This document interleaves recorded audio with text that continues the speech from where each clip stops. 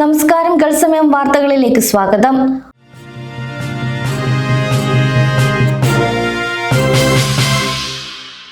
Hormuz കടലിടുക്കിലൂടെയുള്ള അന്താരാഷ്ട്ര കപ്പൽ ഗതാഗതം തടസ്സപ്പെടുത്തുന്നതിനെതിരെ ഐക്യരാഷ്ട്രസഭയിൽ ആഞ്ഞടിച്ച് UAE.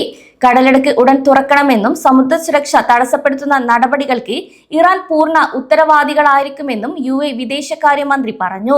ബഹ്റൈന്റെ അധ്യക്ഷതയിൽ ചേർന്ന UN സുരക്ഷാ കൗൺസിലിന്റെ ഉന്നതതല യോഗത്തിലാണ് UAE ഈയൊരു നിലപാട് വ്യക്തമാക്കിയത്. കൂടാതെ ഹോർമൂസ് കടലിടുക്ക് ഇറാൻ മനഃപൂർവ്വം തടസ്സപ്പെടുത്തുന്നത് ആഗോള വ്യാപാരത്തിന് വലിയ ഭീഷണിയാണെന്നും UAE ചൂണ്ടിക്കാട്ടി.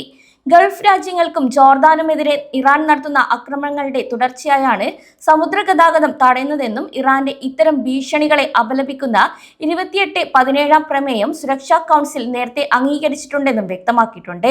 മിഡിൽ ഈസ്റ്റ് സംഘർഷം താൽക്കാലികമായി കുറഞ്ഞെങ്കിലും പൂർണ്ണ നിലയിലേക്ക് വന്നില്ലെന്നും UAE പറഞ്ഞു. UAE ലോട്ടറി ലക്കി ഡേയുടെ ഏറ്റവും പുതിയ ഫലങ്ങൾ പുറത്ത്. ശനിയാഴ്ച നടന്ന ആവേശകരമായ നറുക്കെടുപ്പിൽ വലിയൊരു തുക ഗ്രാൻഡ് പ്രൈസായി പ്രഖ്യാപിച്ചിരുന്നെങ്കിലും അത് സ്വന്തമാക്കാൻ ഇത്തവണ ആർക്കും സാധിച്ചില്ല. എങ്കിലും ഗ്യാരണ്ടീഡ് സമ്മാനങ്ങളിലൂടെയും മൂന്നാം സമ്മാനത്തിലൂടെയും നിരവധി പ്രവാസികളാണ് ഒറ്റ ദിവസം കൊണ്ട് ലക്ഷാധിപതികളായത്. 260502 എന്ന നമ്പറിൽ നടന്ന നറുക്കെടുപ്പിൽ ഡേയ്സ് വിഭാഗത്തിൽ നിന്ന് തിരഞ്ഞെടുക്കപ്പെട്ട നമ്പറുകൾ 10, 28, 16, 12, 31, 4 എന്നിവയായിരുന്നു. കൂടാതെ മാസ വിഭാഗത്തിൽ വിജയിച്ച നമ്പർ 8 ആണ്.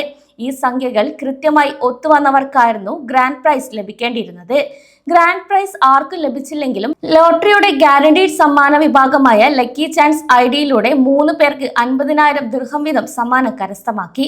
ഇതുകൂടാതെ ലക്കിയുടെ മൂന്നാം സ്ഥാനത്തിന് അർഹരായ 2 പേർക്ക് 1,00,000 ദിർഹം വീതം ലഭിക്കുകയും ചെയ്തു.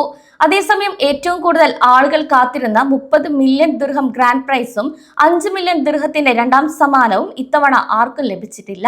അതിനാൽ ഈ തുകകൾ അടുത്ത നറുക്കെടുപ്പിലേക്ക് മാറ്റിവെക്കും. അതായത് മെയ് 6 നടക്കാനിരിക്കുന്ന അടുത്ത നറുക്കെടുപ്പിൽ പങ്കെടുക്കുന്നവർക്ക് ഈ ഒരു വൻ തുക സ്വന്തമാക്കാം. പോലീസ് എന്ന വ്യാജേന 1.7 മില്യൺ ദിർഹം കവർന്നു. ഇതോടെ ദുബായിലെ പ്രവാസികൾക്ക് ജാഗ്രത പാലിക്കണമെന്ന് ദുബായ് പോലീസ് മുന്നറിയിപ്പ് നൽകി. പോലീസ് ഉദ്യോഗസ്ഥരെന്ന വ്യാജേന എത്തി കമ്പനിയിൽ നിന്ന് 1.7 മില്യൺ ദിർഹം, ഏകദേശം 3.8 കോടിയിലധികം ഇന്ത്യൻ രൂപ കൊള്ളയടിക്കുകയായിരുന്നു. ഈ ഒരു സംഭവത്തിൽ ദുബായ് പബ്ലിക് പ്രോസിക്യൂഷൻ അന്വേഷണം ശക്തമാക്കി. അൽമുറാഖാബത്ത് പ്രദേശത്ത് നടന്ന ഈ ആസൂത്രിത കവർച്ച പ്രവാസികൾക്കിടയിൽ വലിയ ആശങ്കയുണ്ടാക്കിയിട്ടുണ്ട്. സംഭവവുമായി ബന്ധപ്പെട്ട് 5 പ്രതികളെ ദുബായ് പോലീസ് ഇതിനോടകം തന്നെ പിടികൂടി. ഈജിപ്ത് സ്വദേശിയായ ഒരു മൊബൈൽ ഫോൺ വിൽപ്പനക്കാരനാണ് കവർച്ചയ്ക്ക് ഇരയായത്. അൽ-മുദീനയിലെ ഒരു വാണിജ്യ കേന്ദ്രത്തിന് സമീപമുള്ള കെട്ടിടത്തിന്റെ ലിഫ്റ്റിൽ വെച്ചാണ് പ്രതികൾ പണം തട്ടിയെടുത്തത്. വളരെ കൃത്യമായ ആസൂത്രണത്തോടെയാണ് പ്രതികൾ ഈ കവർച്ച നടത്തിയതെന്ന് പോലീസ് കണ്ടെത്തി. ഇരയുടെ ഓരോ നീക്കവും പ്രതികൾ മുൻകൂട്ടി നിരീക്ഷിച്ചിരുന്നു. ഈ ഒരു സംഭവത്തിന്റെ അടിസ്ഥാനത്തിൽ ഇനി ആരെങ്കിലും പോലീസ് ഉദ്യോഗസ്ഥരാണെന്ന് പറഞ്ഞ് പ്രവാസികളെ സമീപിച്ചാൽ അവരുടെ ഔദ്യോഗിക ID കാർഡ് കാണിക്കാൻ ആവശ്യപ്പെടണം. ഇനി സംശയം തോന്നിയാൽ ഉടൻ തന്നെ പോലീസിനെ വിളിച്ച് വിവരങ്ങൾ നൽകണമെന്നും അറിയിച്ചു. UAEയിലെ വിദ്യാഭ്യാസത്തെ കൂടുതൽ ജനകീയമാക്കുന്നതിനും വിദ്യാർത്ഥികളുടെ പഠന നിലവാരം മെച്ചപ്പെടുത്തുന്നതിനും ലക്ഷ്യമിട്ട് UAE വിദ്യാഭ്യാസ മന്ത്രാലയം രംഗത്ത്. വിദ്യാഭ്യാസ നയരൂപീകരണത്തിൽ കുടുംബാംഗങ്ങളുടെയും രക്ഷിതാക്കളുടെയും പങ്കാളിത്തം ഉറപ്പാക്കുന്നതിനായി ആദ്യത്തെ മിനിസ്റ്റീരിയൽ പാരന്റ്സ് കൗൺസിൽ മന്ത്രാലയം ഔദ്യോഗികമായി പ്രഖ്യാപിച്ചു. വിവിധ എമിറേറ്റുകളിൽ നിന്നുള്ള തിരഞ്ഞെടുക്കപ്പെട്ട 17 അംഗങ്ങളാണ് ഈ കൗൺസിലിലുള്ളത്. രാജ്യത്തെ വിവിധ സാമൂഹിക തലങ്ങളെ പ്രതിനിധീകരിക്കുന്ന മാതാപിതാക്കളും പ്രമുഖ വ്യക്തികളും അടങ്ങുന്നതാണ് ഈ സമിതി.